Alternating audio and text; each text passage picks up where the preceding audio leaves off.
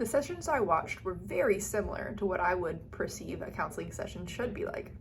I noticed that both of the counselors were doing a great job of focusing on the client's needs, nodding and doing subtle gestures that showed the client that the counselors were listening and paying attention. I liked that the counselors remembered what was talked about in previous sessions and were able to bring background information into the current sessions. I also noticed how the counselors were able to summarize what was being said in this session and repeat it back to the client.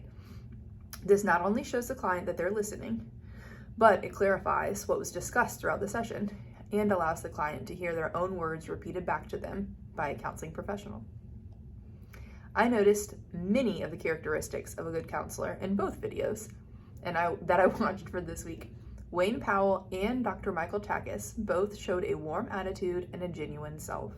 According to our text, Introduction to Counseling, Integration of Faith, Professional Identity, and Clinical Practice by Dr. Robin Simmons and others, exhibiting warmth in a session doesn't mean that the therapist condones everything that the client does or says, but rather acknowledges that the client is doing their best in that moment, coping with the difficulties in a way that are in the best way they know how. It is important to approach a subject in a non-judgmental manner.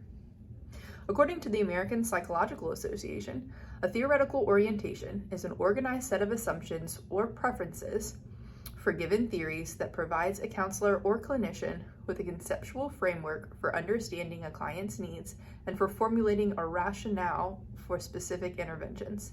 I didn't notice a specific theoretical orientation in these videos, but as longer sessions continue, I bet one will present itself.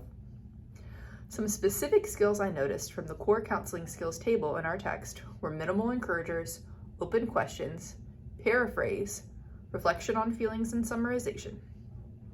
I have known about the importance of summarization, but seeing it utilized in this week's videos helped me understand why it is vital to all counseling sessions. Although I found both counselors to be wise and encouraging, I think that Wayne Powell would be a good fit for me. This might particularly be because I found that his client, Stephanie, was very relatable. Her struggles are some of the struggles that I'm facing with these days. I enjoyed how Wayne continually nodded his head and showed that he was attending to Stephanie's story and concerns. He also allowed her to do most of the talking and summarized what he heard as well. He was able to come up with next steps and encourage Stephanie to continue working towards her ultimate goals in therapy. I am wondering if any of you feel more comfortable with the same-sex counselor. I've never personally had a male counselor or a therapist, and I'm curious if any of you are more comfortable seeking help from someone of the same sex, or if it doesn't matter. Thanks so much, guys.